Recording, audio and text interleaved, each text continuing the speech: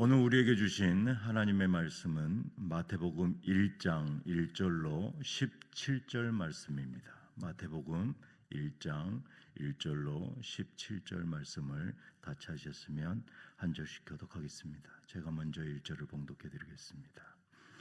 아브라함과 다윗의 자손 예수 그리스도의 계보라.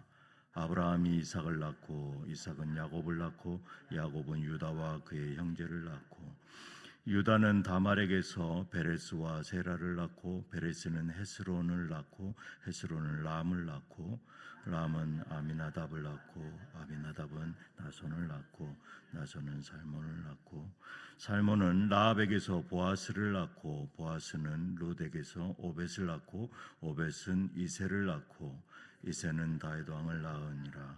다윗은 우리아의 아내에게서 솔로몬을 낳고 솔로몬은 르호보암을 낳고 르호보암은 아비야를 낳고 아비야는 아사를 낳고 아사는 여호사밧을 낳고 여호사밧은 요람을 낳고 요람은 우시야를 낳고 우시야는 요담을 낳고 요담은 아하스를 낳고 아하스는 히스기야를 낳고 히스기야는 므낫세를 낳고 므낫세는 아몬을 낳고 아몬은 요시야를 낳고 바벨론으로 사로잡혀 갈 때에 요시야는 여고냐와 그의 형제를 낳으니라.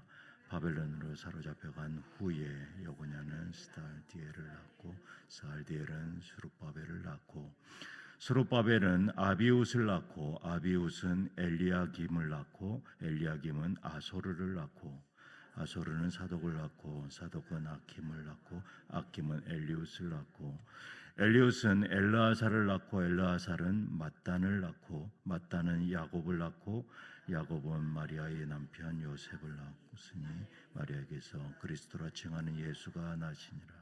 다 같이 읽겠습니다. 그런즉 모든 대수가 아브라함으로부터 다윗에게서 14대요 다윗부터 바벨론으로 사로잡혀 갈 때까지 14대요 바벨론으로 잡혀간 후부터 그리스도까지 14대더라. 아멘.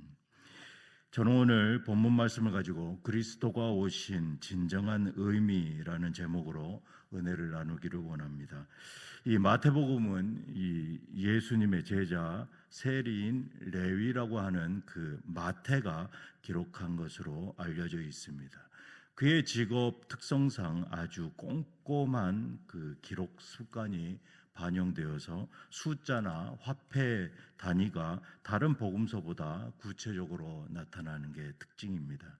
이 마태복음이 신약 성경의 첫 번째 장에 나옵니다. 하지만 신학자들은 대체로 이 두 번째로 기록된 이 복음서다라고 말씀하고 있습니다.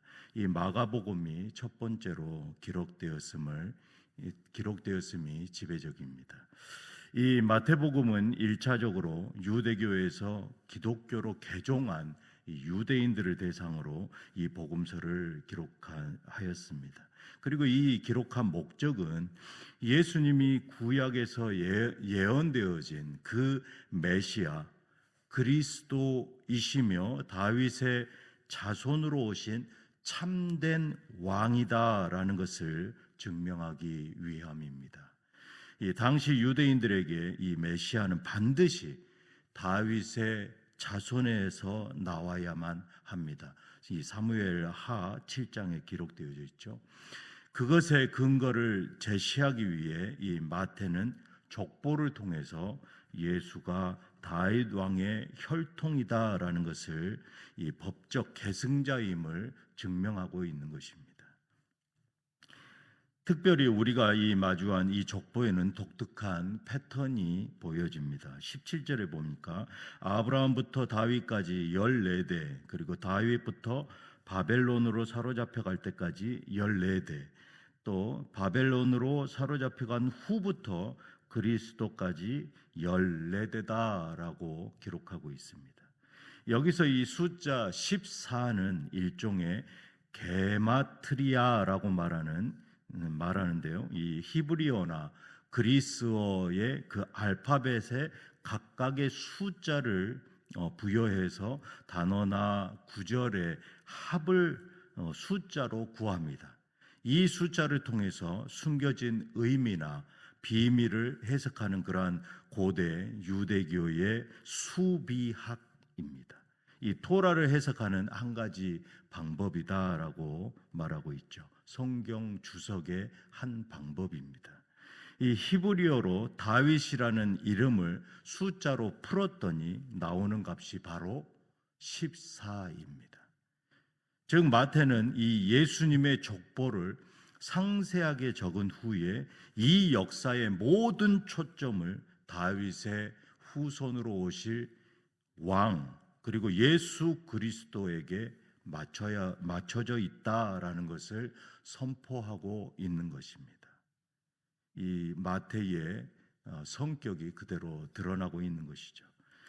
이 세상이 보기엔 우연한 그러한 역사의 흐름 속에 이 예수 그리스도가 오신 것 같지만 사실은 하나님은 한 사람 한 사람의 이름을 불러가며 치밀하게 구원의 길을 닦아오시고 예수 그리스도의 오실 그 때를 준비하고 계셨다라는 것입니다.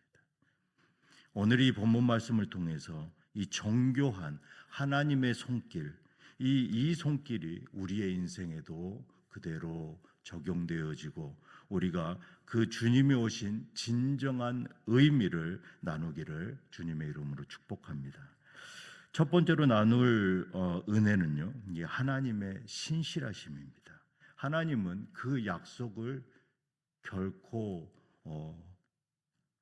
어기시는 분이 아니십니다. 반드시 성취하신다라는 것입니다. 예수 그리스도가 오신 것은 하나님은 당신의 언약을 지키시는 그 신실한 분이심을 스스로 드러내시고 있습니다. 1절의 마태는 예수님을 아브라함과 다윗의 자손이다라고 부르고 있습니다.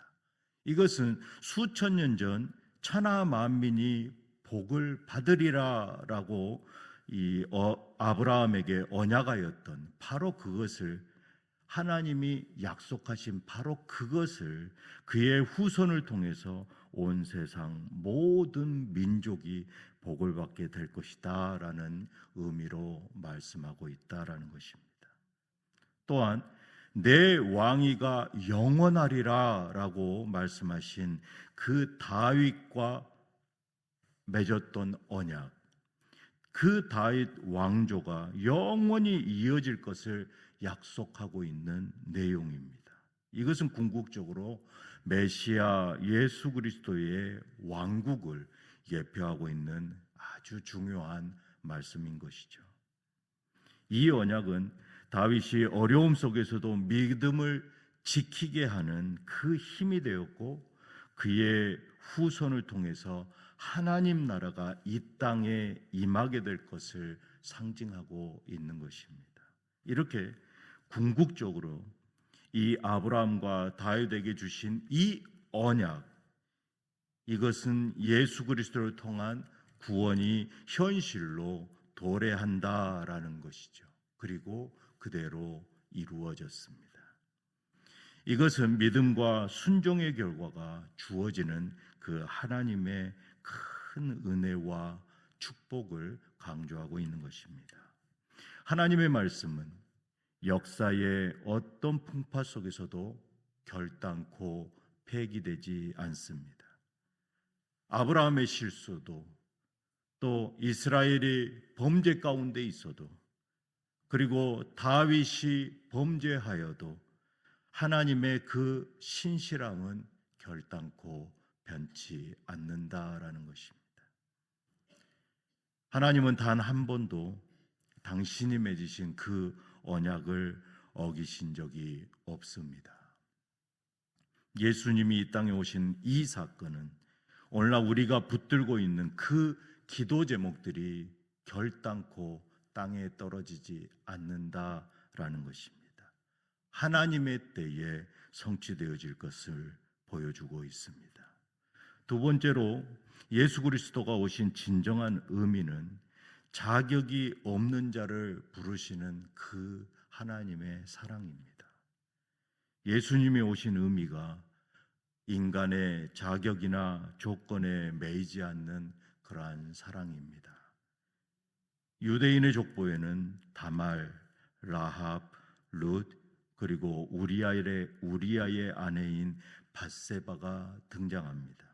이들은 이방인이었거나 도덕적으로 흠결이 있는 사람들, 그리고 당시 사회의 시선으로는 도저히 메시아의 조상으로 오실 것이다라는 그러한 세상적인 눈으로 봤을 때는 결코 인정할 수 없는 것이죠.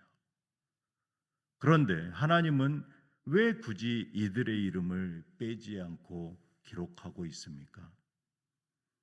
그것은 예수님이 완벽한 자들의 왕으로 오시지 않는다라는 것이죠.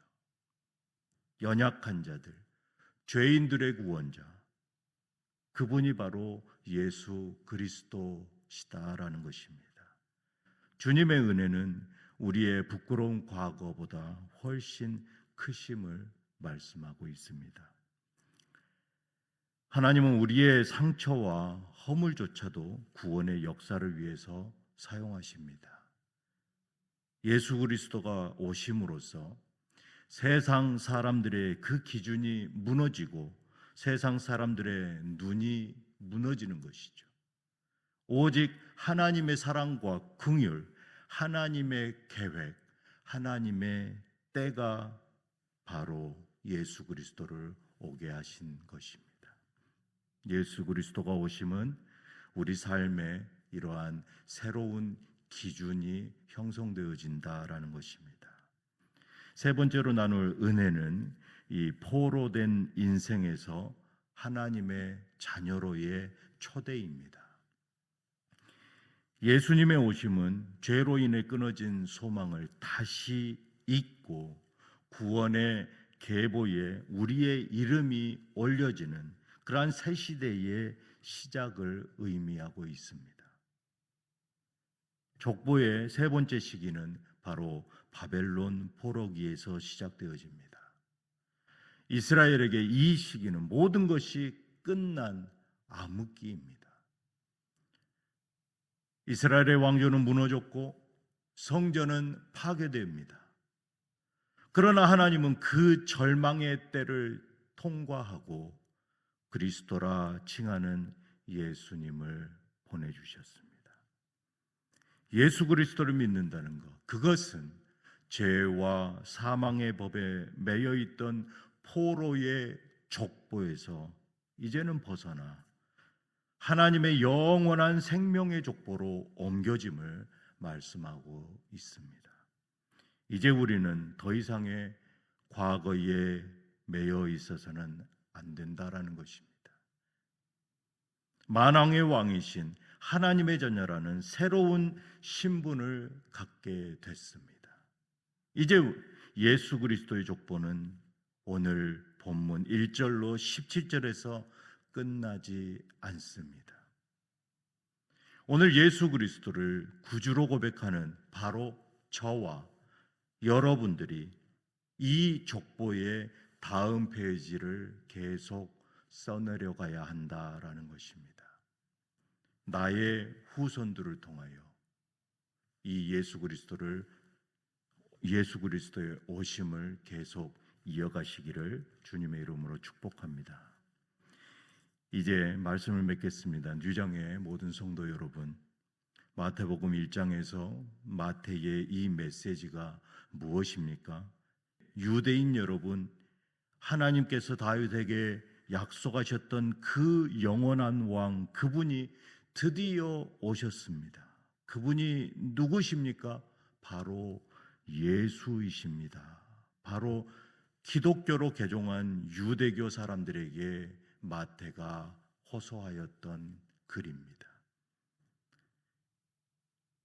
하나님은 당신의 아들을 보내기 위해서 수천 년부터 준비하시고 기다리셨습니다.